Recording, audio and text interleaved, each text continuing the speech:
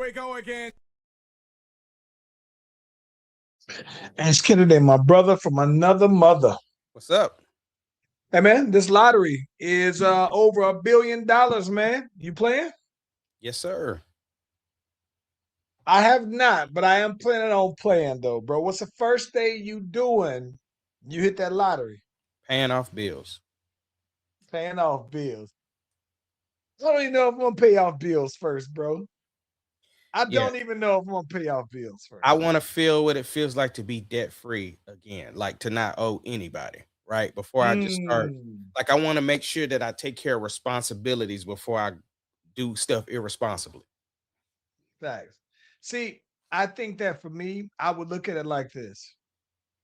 That I would so my thinking is I think I'll always find a way to be at least okay. So I would try to take care of everybody else and those things before Oh, I I know. really start to You dive I mean, into you are myself. like that in real life. You don't So, do stuff for yourself on a regular. So yeah, that's yeah. I actually had a long conversation with the fellas about that. A couple of weeks, actually last weekend though, man, where we were talking about when I say I get buyer's remorse or looking after for everybody else and everything. Had a long conversation with the guys about it, and it was pretty cool though, man. Trying to get better at it, but I just also know that at the same time for this, like the lottery, yeah, I think that there are people who I think that I would probably, yeah, I want to make sure that I'm cool. But before I buy anything big, of course, I'd want to, you just say you get with a financial advisor and all sorts of stuff. But there are some people that I want to make sure I'm straight before I go ahead and start doing my thing, though. Yeah. yeah. Well, look, we got a lot to talk about. We got some breaking news that we're gonna hit right after we get this music popping off. And yeah, we got a lot of stuff to talk about. Let's do it, man.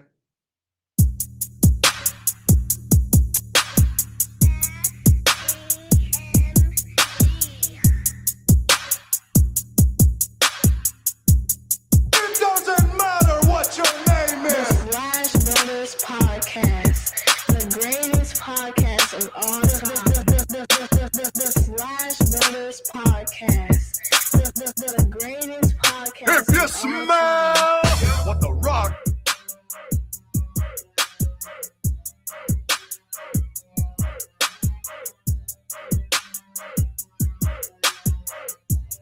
It doesn't matter what your name is. Slash Brotherz Podcast, the greatest podcast of all time. The Slash Brotherz Podcast, the greatest podcast of all time. Yep.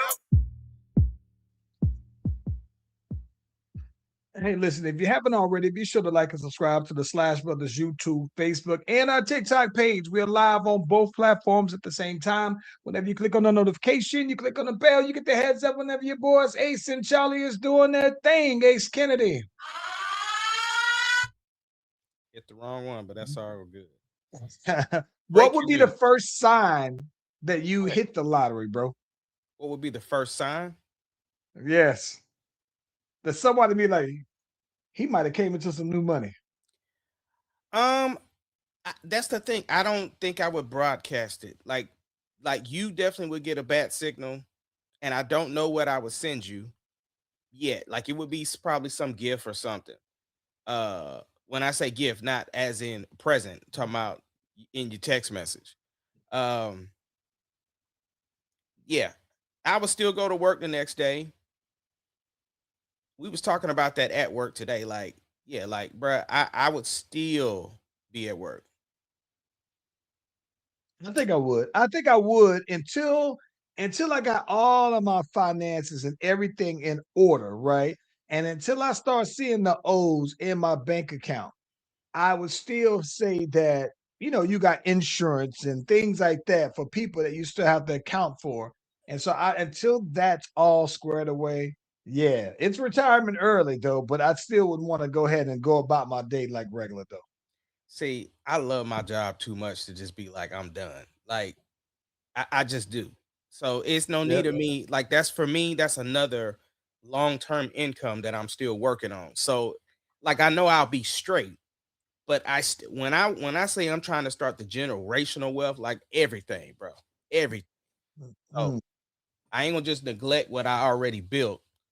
You know what I'm saying? Just because I came into some money, like, yeah, it would be some Give me the sign. breaking news though. Let's get into give me the breaking news though. Let's get it.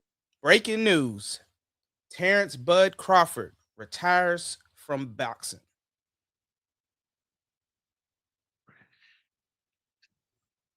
Okay. Here's my thing. Okay, I'm looking at it like this. I don't think that it's real, bro. You don't think it's real? I don't. I don't think that. I don't think that he's really gonna retire. I think that it's fight hype. It's part of the thing because here's the reason why I say that.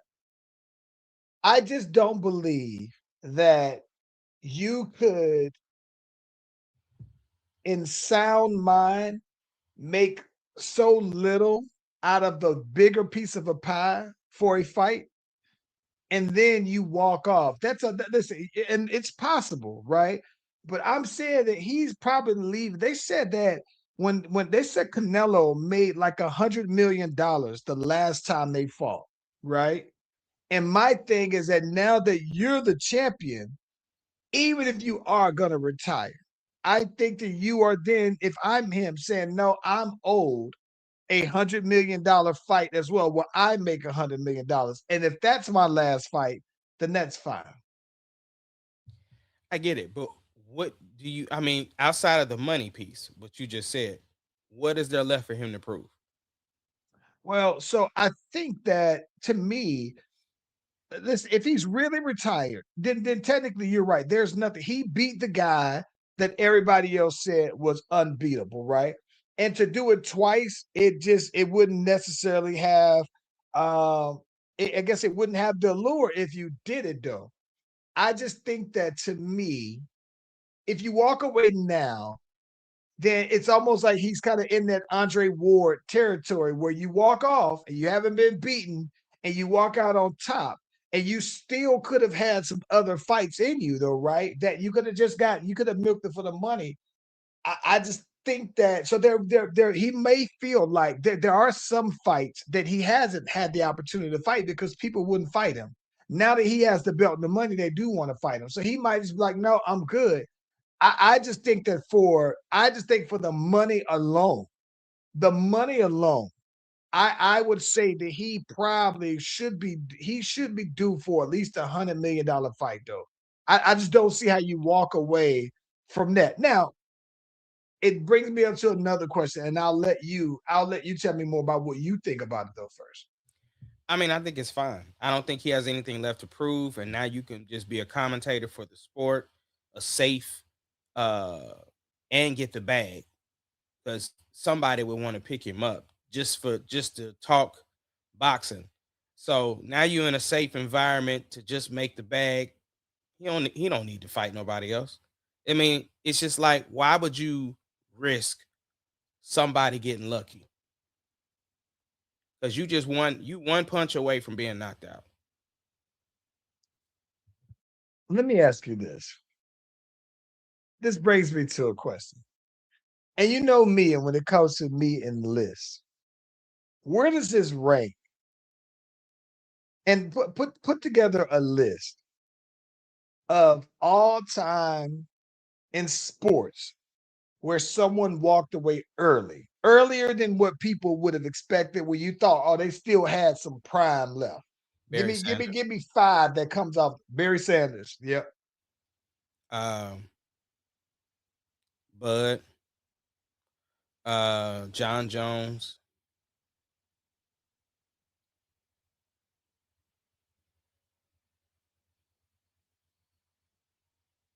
That's about as all I can really. See, I would go just because of boxing. Andre Ward, he retired as a champion. But I think that to be honest, wins, losses, when you think about it, probably equivalent outside of him having the big cherry on the top with Canelo. I would say Megatron. Megatron retired a little early as well. Patrick Willis for the 49ers retired really early. I think after maybe 7 seasons, 8 seasons, and if I'm not mistaken, like at least 6 of the 7 seasons that he played, he was all pro or at least Pro Bowl, and he retired very early. I think Melo Um, retired too early too. who's that? Carmelo Anthony. I don't think Carmelo Anthony retired too early I though, do bro. I too. think he I do. retired on time. No. See, the media retired Carmelo Anthony. Carmelo Anthony still had more to give. He just didn't find the right situation. He got forced out. It wasn't that he still couldn't play. It wasn't that he still couldn't get buckets. He got forced out the league. And so to me, he retired early. He's in the class of LeBron then, bro. Hold on. I think that the only problem that I have with the Melo is that Melo still can play. But I'm saying that playing at the Melo you remember, the elite level, right? It's like how Kobe said, that what you think I'm gonna do? You think you look at me and you think I'm a hang around in the league and just be a bench player, a role player? Like, nah, I'm gonna go out the way you saw me at the last time you saw me at my height, right? And he retired as such. LeBron's the same way though, right? LeBron's transforming his game, but he's to me, LeBron James is still top 20 player in the NBA though, right? You are I right. don't look at I don't look at Melo when he retired that he was still like a top 20 player. Okay, I understand that, right? But to me, everybody doesn't have to be Kobe and everybody doesn't have to be LeBron. There's people like a Vince Carter that still left the game when he wanted to leave the game and he transitioned his game, right? Yeah. Vince wasn't out there dunking on everybody. So what did he do? He developed a jump shot. You know what I'm saying? He was still a viable option for teams. He didn't have to be the man. He didn't have to be the thing, but he went out on his own terms. My thing is this: when I say he retired early, he retired before he wanted to retire.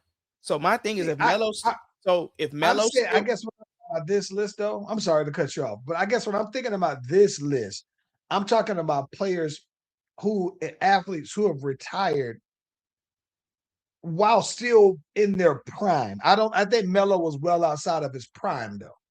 see, but I understand what you're saying, and I don't necessarily think that. I just don't think. I think the league forced Melo, like the narrative. It's the same. It's the same narrative people are saying about Russ, right? They wanted Russ to retire 2 years ago. They wanted Lakers Russ to retire, right? Then he went to the Clippers and balled out. He went to Denver and balled out. He's balling out with the Kings. So my thing is that why? That's what I'm saying. Like people are putting these people in these boxes of saying they're past their prime. Russ still has a lot to give. To me, I felt like Melo did too. Like when Oklahoma City Thunder wanted Melo to come off the bench, he was like, "Nah, I'm not trying to do that." Right? He went to some situations where people wanted something different from him. They forced him out. I still think Melo in the right situation, and this is going to be a bad comparison. I know it's going to be a bad comparison, but you'll understand what I'm trying to say. Melo should have been in the position that Paul George is in. Like Paul George definitely ain't in his prime, but he still, when healthy, Paul George can still produce points. He's a Paul George is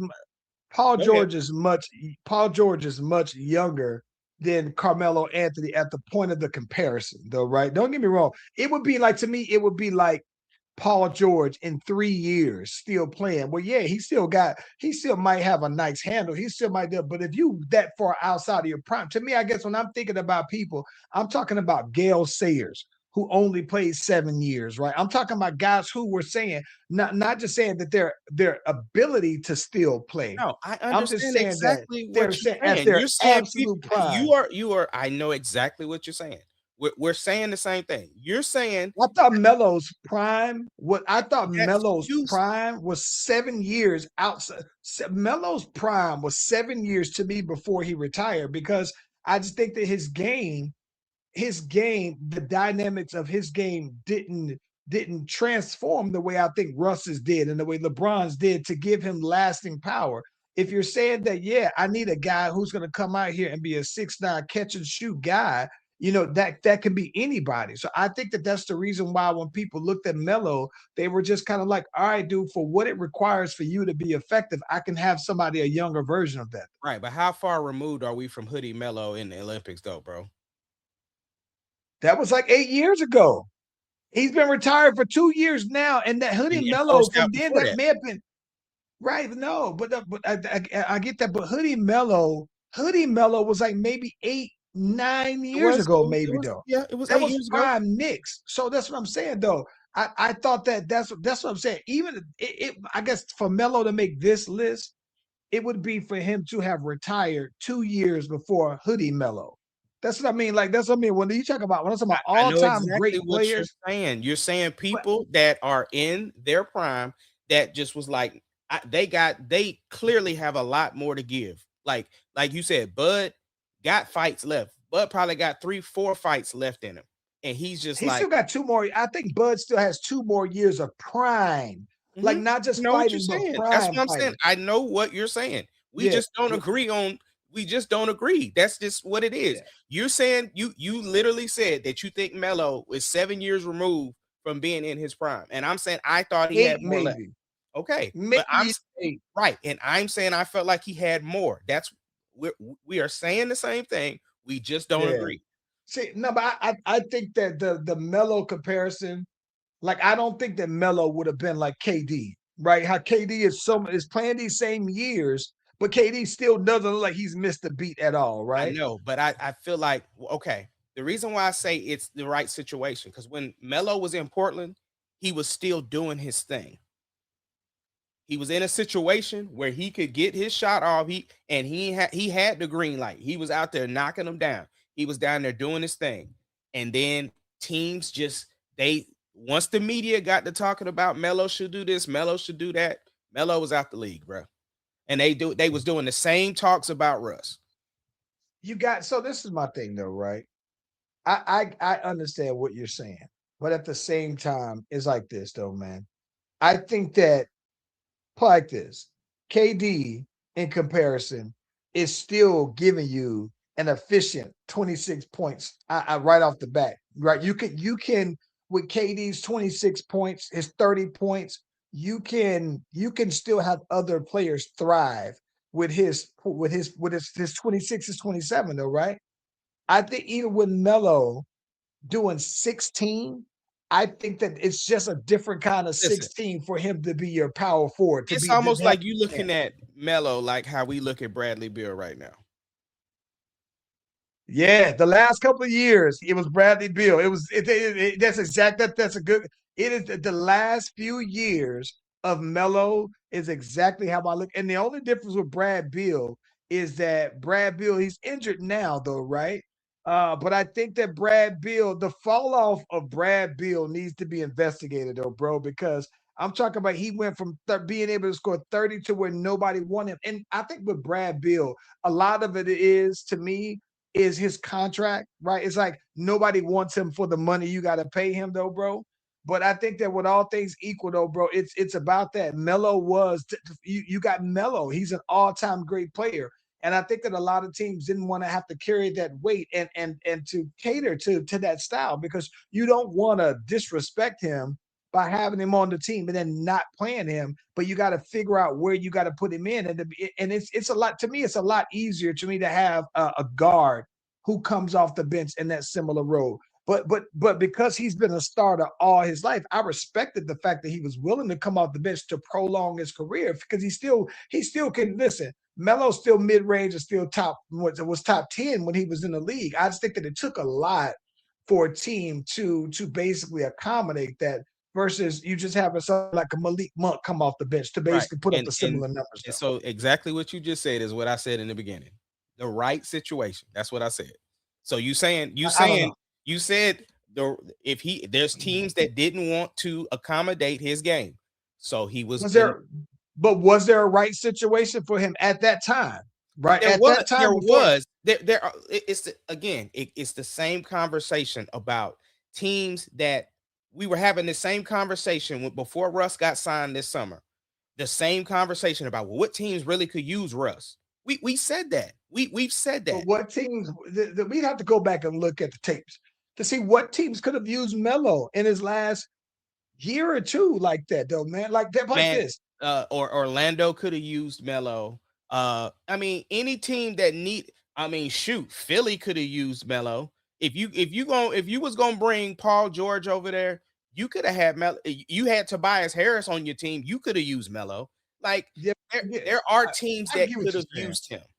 All I'm I saying think is that's he fair to wasn't say. in the right situation. So the media forced him out and he had to retire. And again, I know what you were trying to ask. We just don't agree on where Melo stands when he got out. That's all I'm saying.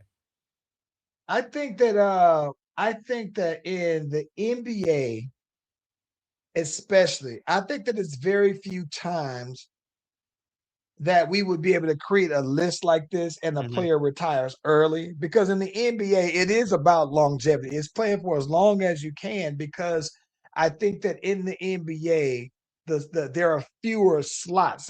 That's a smaller percentage of players who's going to play. So you do try to extend it. But I think that in the NFL you likely see guys that will say, "Hey man, I'm done with the punishment." Oh, Aaron Donald is another one that I think retired. Not Yeah. that for him, he probably was just like, listen, I won a Super Bowl. I was a Pro Bowler every year of my career, though, bro, and I was an All Pro. In 8 of the 9 or 9 of the 10 seasons.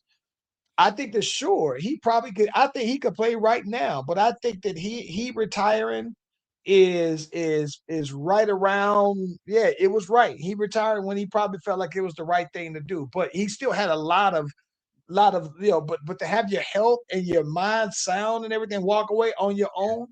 Um, Even you look at like Chris Paul, right? Now the media is wanting for him to now granted, he did come out and say he was gonna retire this year.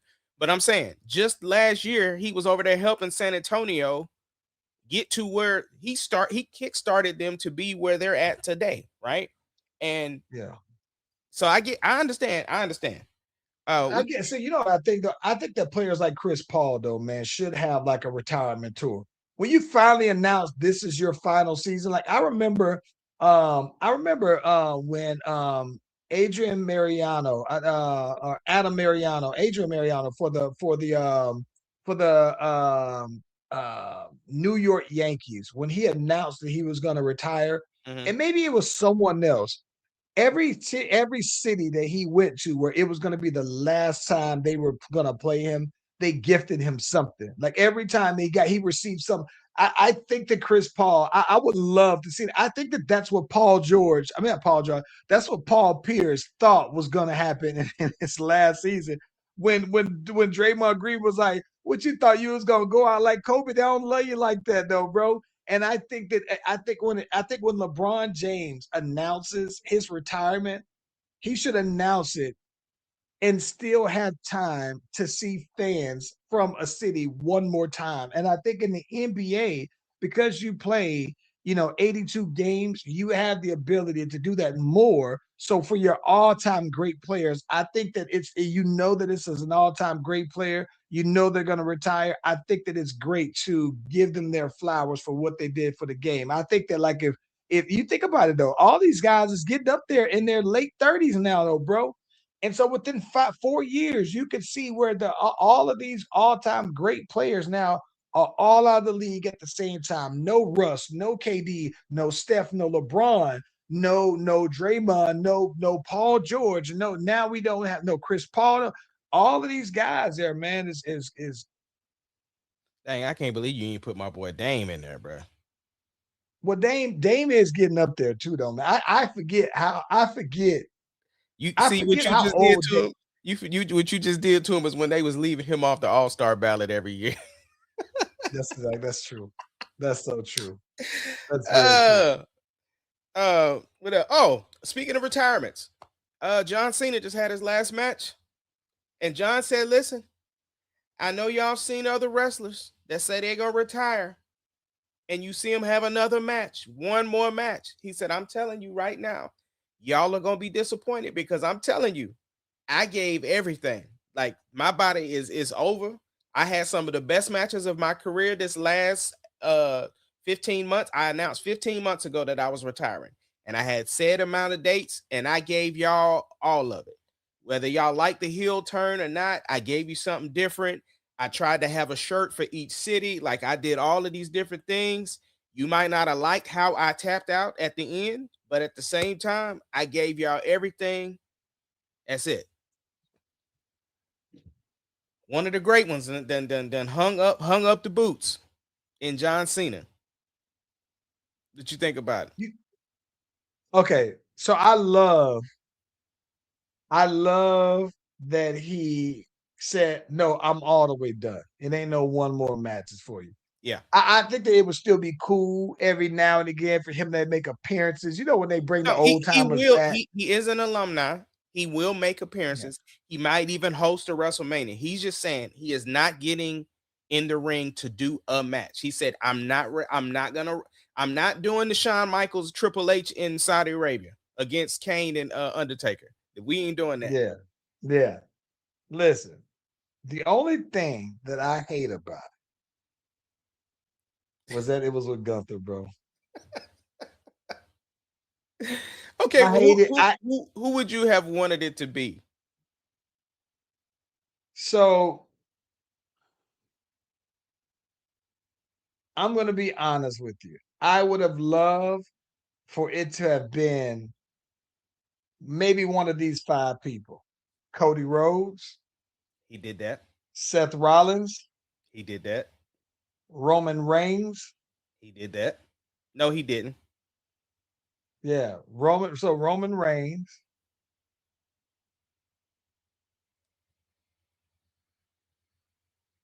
uh Kofi Kingston, or even your boy Scottish Psychopath, Drew McIntyre. Drew I McIntyre. was with you on the Roman Reigns. Roman Reigns probably the best one that you named. That would have been epic. I would have Yes. almost wanted him to have it against Obi Femi. Yeah, that would be great. That would be great too. Because then To bring in the new. yes, You're doing the official handout. yes. Now, I'm gonna tell you who I wouldn't mind it being.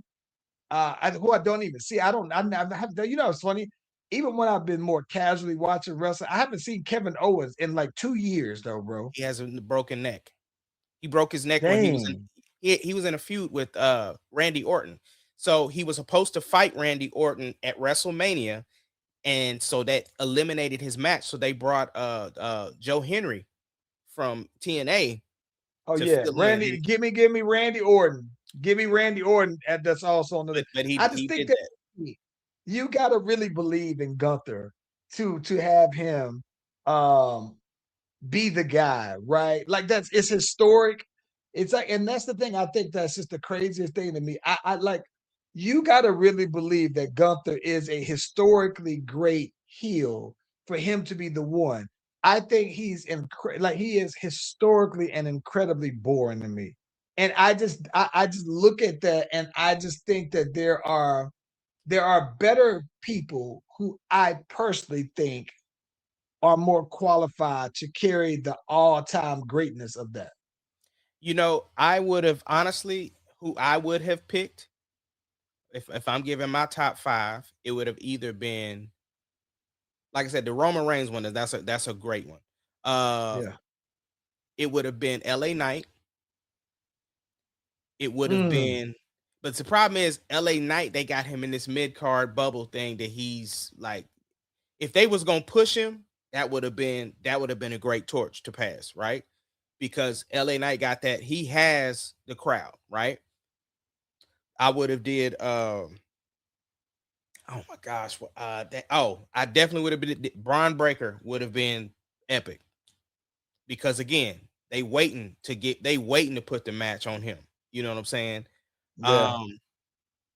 Dang, that like I said, the Roman Reigns was perfect just because that's like Roman Reigns was set up there though, man. It to me, this is my thing though, bro. Like you gotta really, like I said, you gotta really believe, that Gunther is an all-time great, because I think that for John Cena to lose, it should be to someone who either is or on pace, or you believe them to be an all-time great Right. player. Like it would to me, it would be like I remember one time, was it Randy Orton that lost the belt to Fandango? Something like that. Yeah. It's something like that. You look back on it, right? Or And maybe it you was think like Jericho. somebody did, but Yeah. an all-time great wrestler lost the title to Fandango, right? And this is when everybody was doing a little da da da da, and maybe at the time they thought it's right, but Yeah. it's one of the all-time kicks in the balls to me ever is that. And I hope for them that they really do believe that Gunther is an all-time great though. Now, if you wanted, now I wouldn't have minded being Cody had they not did a Cody match in his tour. Somebody else that should have at least have made an appearance in his tour should have been the Miz, bro. The Miz beat Cena in his lineage, like to get the belt. He got it from he remember he had the concussion when he won it in WrestleMania. The Miz should at least been they gave Logan Paul like 2 matches, bro. Yeah. So I don't know. anyway, Mid-card Miz. I mean, I get it, but he has history with Cena though. If you're doing a farewell tour, you playing all the hits. He got CM Punk, he got Randy Orton, he got Cody. I'm just saying you could have put the Miz in the mix. You could have been real early, like Yeah. because the Miz for one is a good on the mic. There was times when Cena wasn't in the arena, so Miz could have Yeah. held it down on the mic. That just that's a no brainer to me. I get it. I mean, it's straight. Yeah. Hey, speaking of WWE, did you see that Mick Foley said he is removing himself from the parting ways with the WWE? I did not see that. So apparently, Mick Foley says, listen, I have had issues for quite some time now with WWE and their alignment with one Donald J. Trump. And because of that, he said, I can't get with it no more. And basically says, I'm parting my ways for them because of their support and their alignment with him, though, man. Mhm. Hey, that's different because you don't hear a lot of guys in wrestling bring politics into things. Even though Kane, I believe, is in politics. I think he's like a mayor or something like He is. that, though, bro. What's your thoughts on that, though, man? I here's the thing. I respect that, but but but why though? Like my thing is that politics is politics, and your job is your job. Like at some point, you got to be able to separate stuff. You know what I'm saying? Now, I'm not telling anybody if that's how you strongly believe and that's what you want to do. That's fine. I don't have an issue with that per se. But you like when what I'm saying is this: when I think WWE, I don't immediately think Donald Trump. Like, do I know that they are associated with him? Is he in like the WWE Hall of Fame? He's in the Hall of Fame, I think. Yeah, he's in the He Hall of is. Fame. He is. I get it. And do I know Triple H is doing stuff? And do I know Linda McMahon is doing stuff? I know all of that. But when I think WWE, my brain doesn't go to like for when I'm saying is for me to even ask the question, why is he parting ways? Because I would have never put those two together. Well, part of what he said that topped the cake was this president's recent comments about the person that passed away. I think it was David Renner. He Uh said, uh yeah, Ron that Renner. was one. Was it Rob Renner? He and his wife tortured and strangled, basically, though, right? And so I think that the boy Donald Trump got out there and said it's a very sad thing that happened in Hollywood. And it seemed like it was compassionate. And then he goes downfield and just shitting on bro the whole entire time. And so my thing is that listen, it's not if I look at it like this. You could part ways with him because it's alignment with WWE a long time because he gave you several opportunities now. I mean, he'll give you some more. This is just one of a long line, but I think that he just said, "Hey, you know what? This was just a little bit too much for me, and I'm for that reason I'm out, though, bro." like I said, I don't have any issue with people standing on their beliefs. Uh, yeah, that's all I can really say about that. Mm, okay, okay. Hey, listen, man. It's this is kind of like one of these like fall, like winter season transitions for shows, though, bro. What you got new on deck? What you been watching, man? Bro, so we are just now about to finish up Tulsa King, so we can get straight into that Landman. We watched the first episode of season 2, so that's popping off. The Pit is popping off, which we trying to wait to get to. Like, we need to Never even finish. watched the Pit. Oh my gosh, bro, the Pit is phenomenal. The Pit is dope. I still have never watched the It show, the Derby series. Uh, there's Stranger Things. I haven't watched it because I know there's like 2 parts. I haven't watched any of the Stranger Things. So there's a lot of Mayor Kingstown is back. So yeah, those the Landman is what everybody I'm sure is going to be talking about, but we want to wait to finish up Tulsa King before we move into Landman, because otherwise we wouldn't finish Tulsa King. Hey, so you know what's funny, man? I've been watching, oddly enough, probably because I'm still freshly off of watching Game of Thrones for like the 8th time. There's a show called King and Conqueror, and the boy Jamie Lannister is in this one, and he seems very much like Game of Thrones, where he is playing a king of Normandy, or Duke or Earl of Normandy, and they are basically invading England because he has been deemed the rightful heir to the throne by God. His brother is the Pope, right?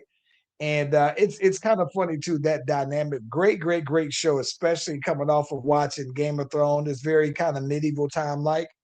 So I've been watching that very heavily. Though I'm probably on like the last episode of that though. Great show though, man.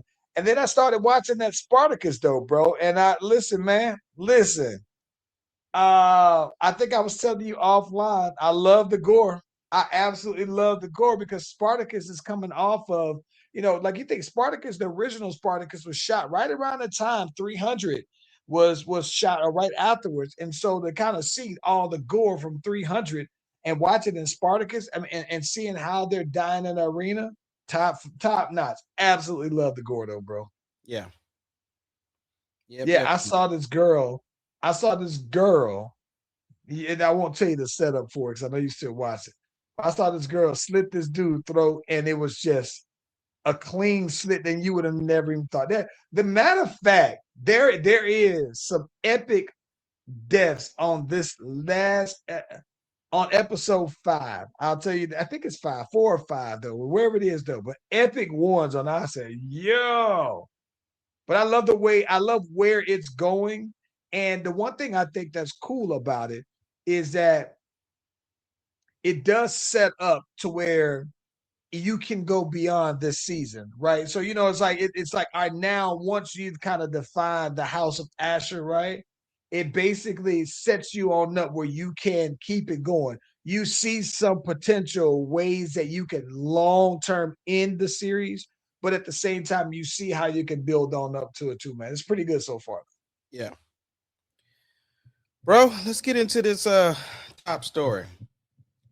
The hot topic that's just taking over everybody's conversation, this Diddy doc. I know when we first talked about it, you had some thoughts about 50 doing the doc. You thought it was a little suspect that he did it. Where are you at with that now?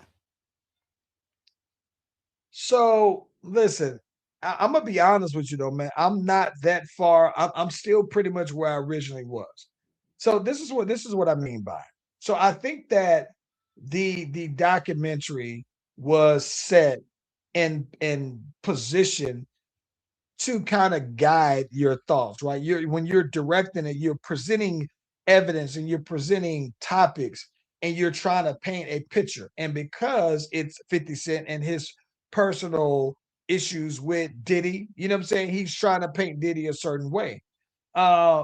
and that's even including presenting facts, but almost like doing some misdirection on those facts. So right. Mhm. So like some of the things that get me like I didn't necessarily learn anything new from the documentary that you haven't. If you've seen several people talk about this, then you wouldn't hear anything new. But then outside of that, I mean, like if you are a historian of hip hop and stories in hip hop, then you also don't find anything, and you know things contrary to it.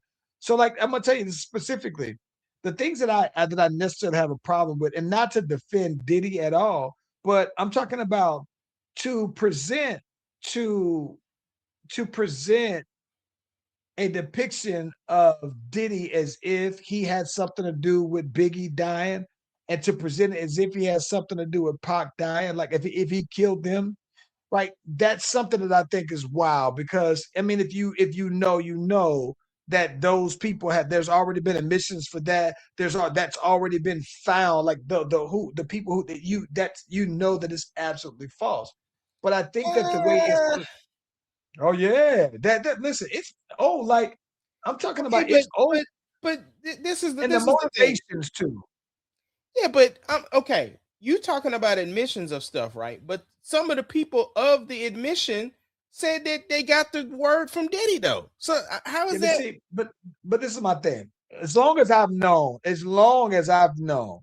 Keefy D has gotten on anywhere he could, and him and his brothers has admitted that they killed Biggie, right? In response, or in retaliation to Pop.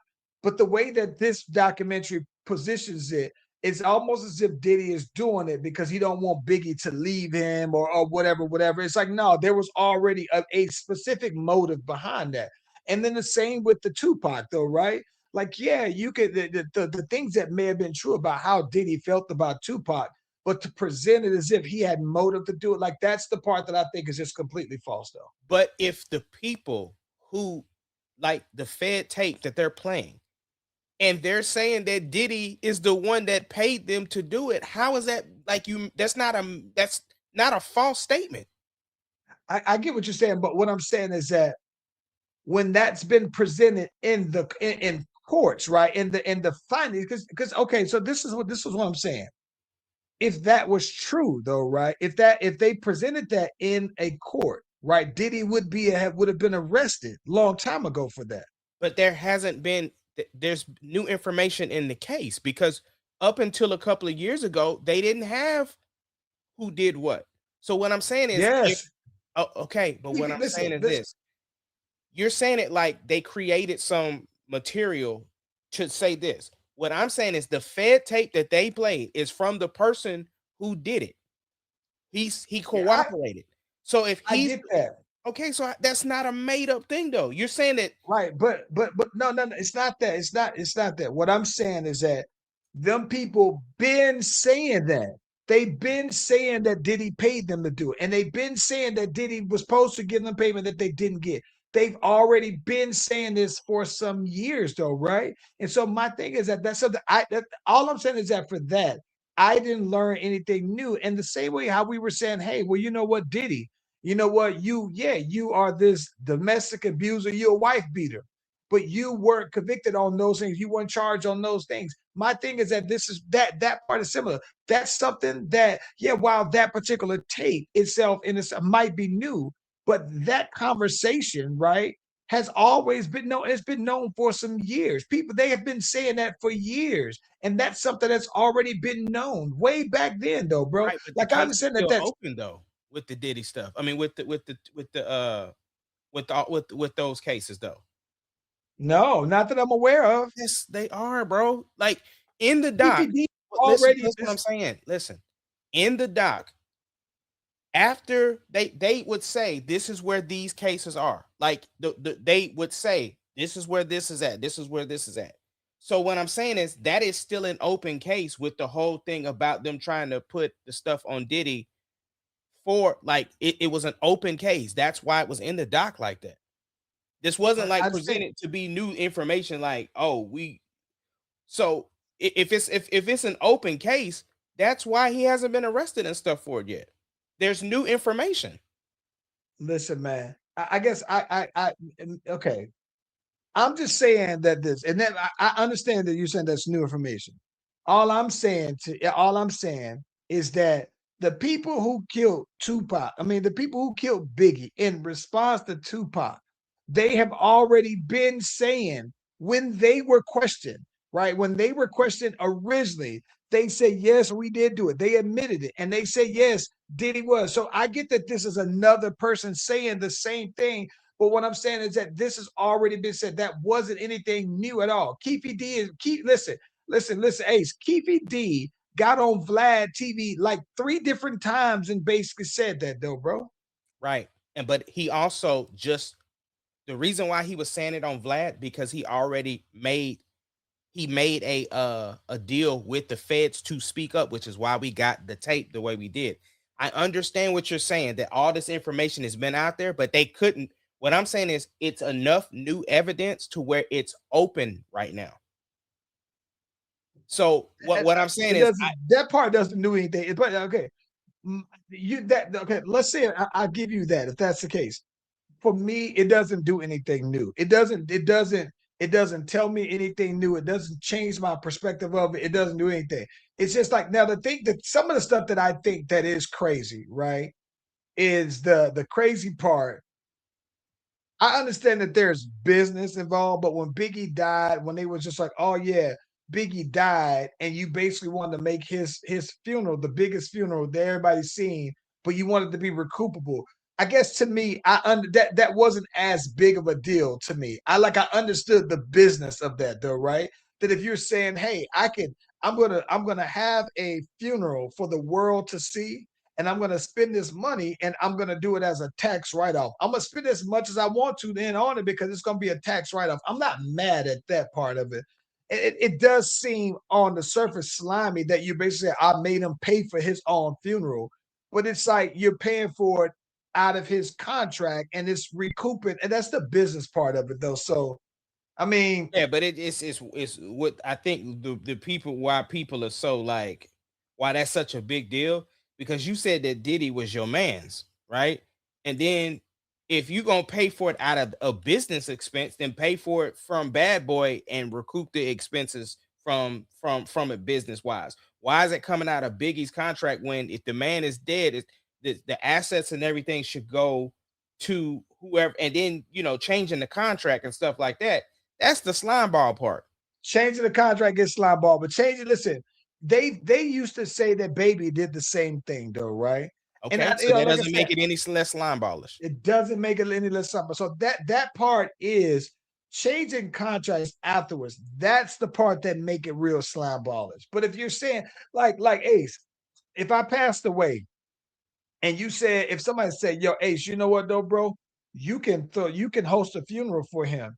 And by you doing the funeral for him, you can throw a $10 million funeral from him that you could basically do as a tax write-off. All you have to do is this for Charlie. You could just say, let's say outside of you changing my contracts, right? Well, let's just say if you just said no, there's a way that you can basically say, oh, you know what, this was a recoupable expense basically, so you get the money back from it though, bro. Like I don't see Yeah, why but that's the issue. The if I issue is told Niqua, I was gonna pay for your funeral, but then I did it through some money that should go to her, that's what I have an issue with. That's what I have an issue with. If I tell Niqua I'm gonna pay for your funeral, but then the money that I'm paying for it with is money that should go to her because she's your next of kin, that's yeah, foul. If I say that is fine. if I come out on TV and say, yo, I got Charlie's my boy, I'm paying for his funeral, I got everything. But then it comes out that I paid for it with some money that should have went to Niqua because now that you're dead, nah, that's wrong. Now listen, the thing that I think that these are some things that I think that's just kind of, when you look at the people who were doing the interviews, right? Mhm. Like the dude with the dreads, who was one of the dudes that was the founder, that said Diddy walked up on him with the bat and said, Yeah. give me your 25%." Like, I think that that's one thing. It definitely to me felt like him and Diddy when he was suing Diddy for sexual assault and everything Mhm. himself, though, right? And my thing is that it felt to me like when I was watching it, I was like, yo, Yo, no, I think that it felt like to me, bro, that him and Diddy were like a couple. Like he seemed scorned to me, not just from the money aspect of it, but he seemed to me like he was a scorned lover to me, though, bro. I mean, I've heard even people say that about Lil Rod, right? Like they felt like, oh, if you would have got your money from getting paid from doing the Hey, Love album, then hey, you would have been down for whatever hey, because you was waking up with dudes. listen, Yeah, listen, bro. And this is my thing. It's like I get it, but it's like to me, I think that that's my thing. You presented a bunch of people who have some type of issue with him. And I think that if you present some non-biased people who are just people who speak it, it's almost like it's like you're doing a character witness of people who just can't stand it. okay, so what about the the jurors? They didn't have a. The juror had a relationship with Diddy. They pulled up old pictures of her and Diddy. She was a fan. She said she was a fan. So you got Right, somebody that but so she has no. So if she's a fan, that's not somebody who scorned against Diddy. yeah, but my thing is that she had put this when the black girl, she Yes, looked like she looked like regardless that she was going to vote the way that she wanted. She voted in favor of Diddy. That's the reason right. why she But didn't go hard on. you helping my point. So you just said that most Right, of the people you said everybody in the doc was biased. I'm saying she right. But see, wasn't. well, no, I'm saying, but no, but this is my thing. She has a bias in herself. It just wasn't in She's favor of the biased toward documentary. him though. But you're saying the Right, right, people right. you said the people everybody in the doc was scoring. That's what I'm saying. She wasn't. Not everyone. I said that you have everyone who has a bias toward him, whether it's good or bad. I'm just saying you should have non-biased people that just says, "Hey, this is what happened." Somebody who doesn't have an issue, someone who doesn't care, someone who doesn't stand to win or have lost anything. But I think this was a doc to present people who had like you had multiple people that had issues with him that all pretty much were having the same reaction as far as being done wrong in a way against him. There if somebody wants to make the reverse doc, I mean you that's any documentary though. Sure, sure. But listen, because that's just like you can. I'm sure there are people that you can find. That's why he was calling around to see, hey, I need you to be a character witness. I need you to do a character. I'm pretty sure Diddy can find 10 people who have nothing but good things to do to sing his Mhm. praise. Right. So you have, and that's just like if you have Stevie J, he's only gonna say sing good. All of the hitmen probably gonna say something good. Mary J, all gonna say something good. Like he can find people, and that's what I'm saying. I think that Okay. this was But just let a me good ask you a time. question though. Let me ask you a question. What about Diddy talking bad about Diddy though? What do you mean? The footage of Diddy doing Diddy stuff on camera, like the stuff, like how people talked about how power hungry he was or how manipulative he was, and the stuff that he was like the, the footage that everybody's like, how did 50 get this footage of Diddy talking to his lawyers, of Diddy in the car after he just got done talking to people on the street, like the stuff that he was incriminating his own self. What you got to say I about think that that footage? so again, I think it's ridiculous that you're filming yourself and you don't have all the rights to it. So for that, that is what it is. But here's my thing about it. You have hundreds of hours of it, and you basically cherry pick certain clips, right, for the film, that one that paints that particular narrative of him. So I get it. He said it, he did it. That is what it is, though, right? He's like, don't be that way, and there's Okay, no footage of you doing it. well let me ask you I'm not. this. I'm not. But do you okay? Outside of what you perceive as the bias towards this doc, right? Do you believe any of the stuff? No, I do. I do, right? I'm just saying that I didn't learn anything new from it. The Yeah, thing but either that's this because film, you were connected. You were connected, like you were almost in the industry, so to speak, right?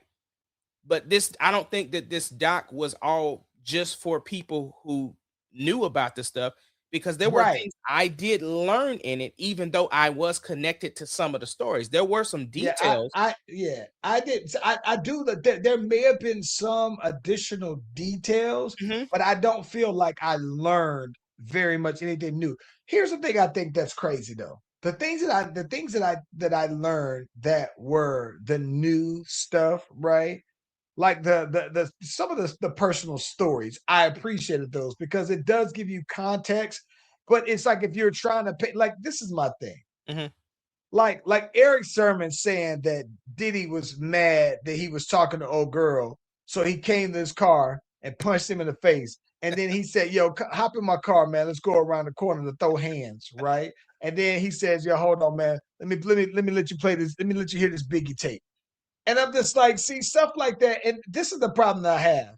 Now, Eric Sermon, timing wise, he has this, he's in the Diddy documentary, and now he has an album out that comes out right after the documentary. And now he's also on a press tour to talk about his album.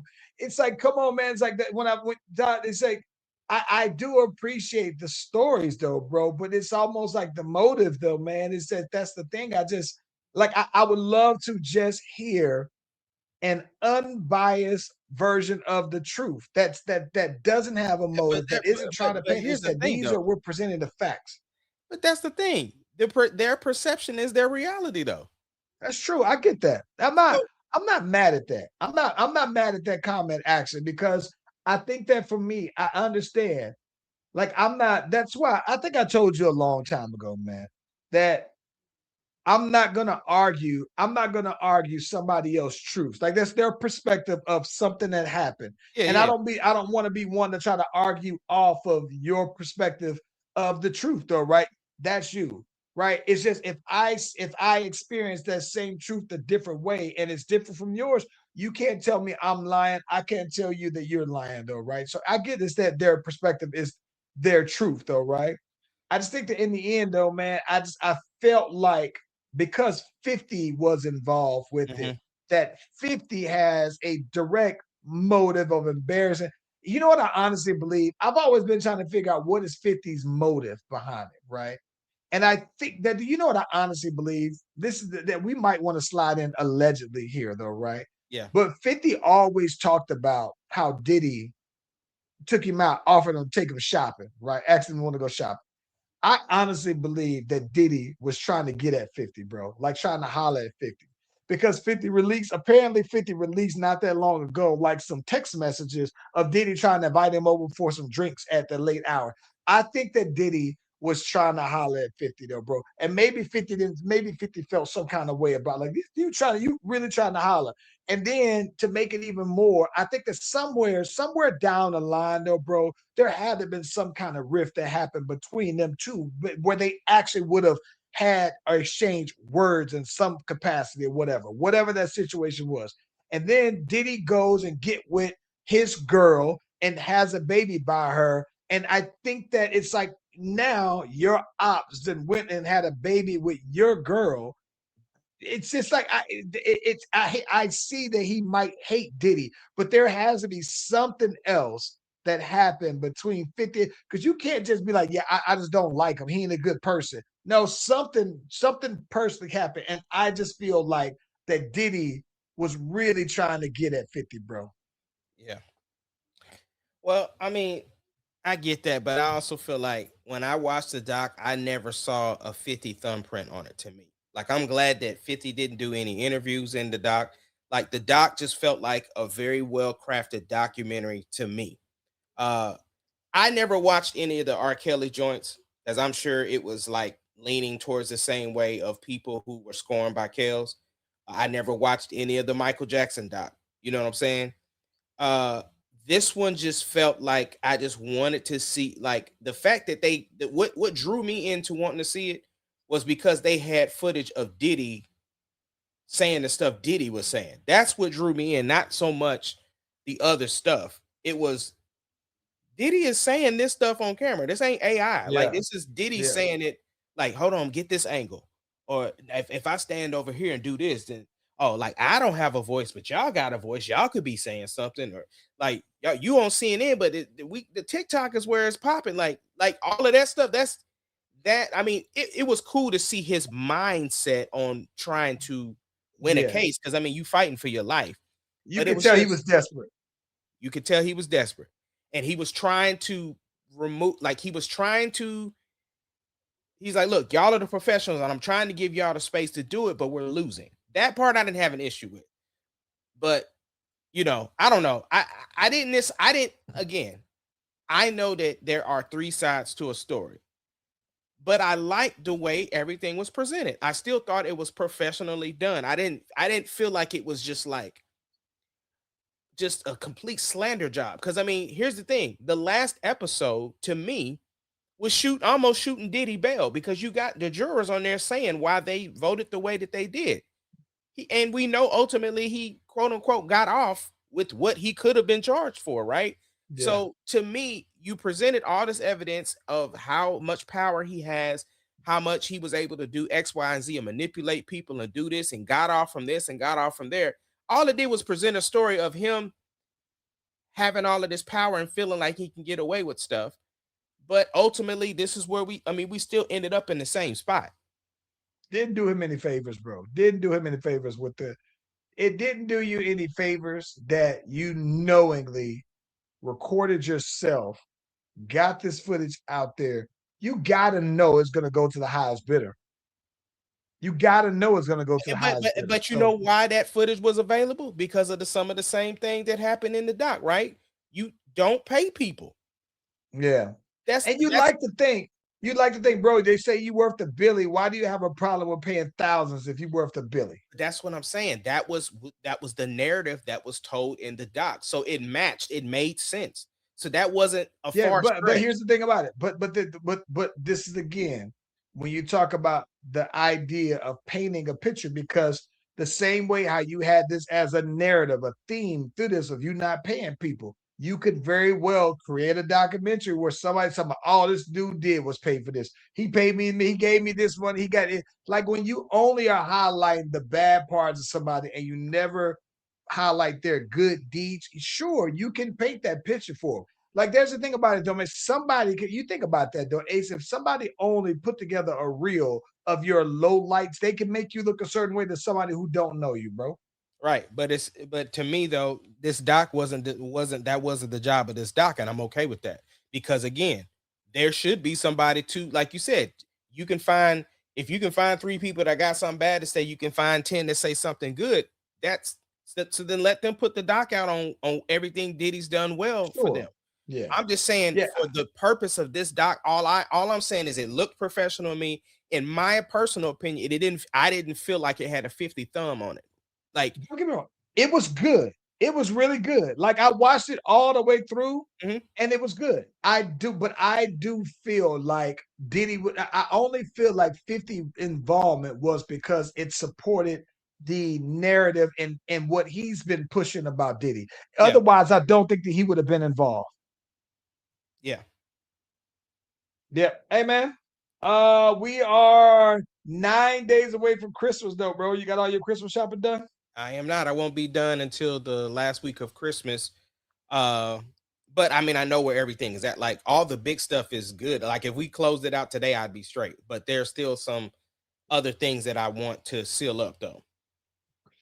Yeah, I think I'm about the same, man. I think that oddly enough, bro, I think I'm going to I'm gonna, of course, be doing more Christmas shopping probably on this week. I think I'm gonna try to do a little bit here and there every day this week. I don't think I'm that far away from being done with the gifts that I wanted to buy, though, man. So yeah, I think that it should be a good week, though. I don't think I'll be scrambling too much. But oddly enough, though, man, I'm one of the people who, when people say that they don't like to be in the hustle and bustle of shopping and in malls, I do, man. I love that, though, man. So I think that I might actually just get out and about in the malls this weekend just to be on that time, though, bro. Yeah. Well, cool, bro. Well, look, we appreciate y'all for joining us. We are the Slash Brothers, Ace Kennedy, Charlie V, from ATL to OKC, and we will see y'all next time. We out.